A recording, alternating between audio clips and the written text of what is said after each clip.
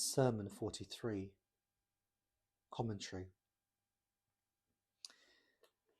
After assuming the caliphate following Uthman's assassination, Imam Ali alayhi salam sought to unify the Muslim community and avoid further bloodshed.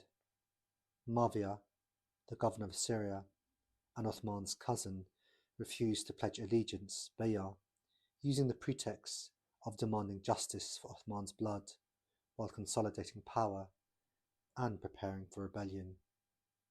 To avoid immediate war and give Muawiyah a chance to submit peacefully, Imam Ali sent Jarir ibn Abdullah al-Bajali, who was a respected companion and tribal leader from the Banu Bijila, to Damascus as an envoy to invite Muawiyah to allegiance and warn him of the consequences of refusal. Some of Imam Ali's companions, however, were impatient with Muawiyah's defiance and feared his growing strength in Syria. They urged immediate military preparation. The Imam refused to mobilize while Jarir was still in Syria, explaining that doing so would close the door to peaceful reconciliation and make it appear as though Imam Ali had predetermined the war. He set a reasonable time limit for Jarir's mission, after which any delay would indicate either deception from Muawiyah or disobedience from Jarir. He encouraged readiness without premature action, showing strategic patience while acknowledging that the ultimate outcome appeared to be either war or fitna, heresy, if Muawiyah persisted in rebellion. The reference to a ruler before me who brought about new things is widely understood to be Uthman, whose innovations, bid'ah, and perceived favoritism led to unrest, open criticism, rebellion, and ultimately led to his assassination, which, as Imam Ali states, changed the whole system by plunging the Ummah into civil war. Jarir's mission ultimately failed, however. Muawiyah detained him, using the time to strengthen his position, and refused allegiance, leading to the Battle of Siffin.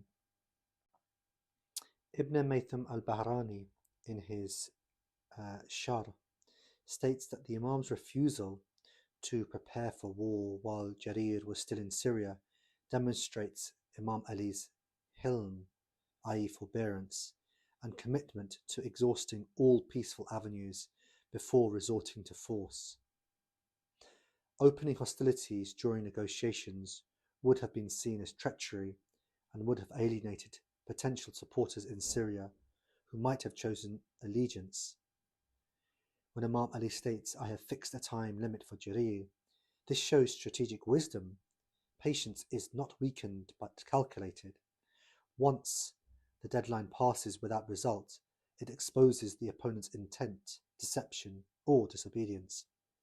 When Imam Ali states, "I did not find any way except war or heresy," refers to the Imam viewing only two outcomes: submission to truth, allegiance by Muawiyah, or rebellion against rightful authority, which is heresy, fitna, in religious terms. Imam Ali did not see a middle path of compromise with injustice. Allama al-Majlisi quotes narrations from Imam Jafar al-Sadiq, affirming that Imam Ali's approach reflects the prophetic sunnah. The prophets also delayed fighting when possible, sending envoys and offering peace, e.g. in Hudaybiyah. The reference to the previous ruler who brought about new things and changed the whole system is, as has already been explained, understood to be Uthman, for his innovations and favoritism led to unrest, open opposition, rebellion, and the collapse of the unified leadership, a direct cause of the fitna that followed. The sermon proves Imam Ali's innocence of hastening war. He sought reconciliation until the last moment, but Muawiyah's refusal forced confrontation. Allama Muhammad Hussain Tabatabai believes this sermon illustrates the balance between hilm, patience and forbearance, and hazm, decisiveness. Patience is obligatory when it can prevent bloodshed or open the door to guidance, but it must not become weakness or delay in the face of clear injustice. War or heresy reflects the binary nature of truth. There is no neutral ground. One either submits to divine authority, the rightful Imam, or rebels against it. The Imam's willingness to wait while preparing shows perfect tawakkul, reliance on Allah. He leaves the outcome to divine decree while fulfilling his duty. Shaheed Ayatollah Sayyid Ali Khamenei frequently references this sermon in his lessons on Nahj al-Balagha, his political ethics and resistance strategy. He described Imam Ali's approach as the model of Jihad al-Bayan, the struggle through clear explanation, before Jihad al-Sayf, the armed struggle. He exhausted dialogue, sent envoys, and gave time for truth to prevail, is obligatory even towards enemies. He emphasizes closing the door of Syria as a lesson in not preemptively alienating potential supporters. Hasty war could have been used as propaganda against Imam Ali. Shaheed Khamenei applies it to modern contexts. In the face of oppression or enmity, Muslims must prioritize reason, patience, and invitation to truth while remaining ready. I do not dislike you getting ready, as Imam states. Premature confrontation, however, without exhausting peaceful means, can play into the enemy's hands. He often links it to the era of occultation. True awaiters of Imam Mahdi must combine patience, waiting for the right moment, with constant readiness, spiritual and material preparation, never rushing into conflict, nor delaying when truth demands action. Other scholars, such as Makharam Shirazi and Jawad Amali, regard this statement or sermon as a foundational text on the hilm of the Imam and the ethics of war. Fighting is permissible only when peaceful means are exhausted, and injustice cannot be removed otherwise. The sermon is commonly cited in discussions of just war, diplomacy, and avoiding fitna, especially in relation to the Imam's dealing with Muawiyah.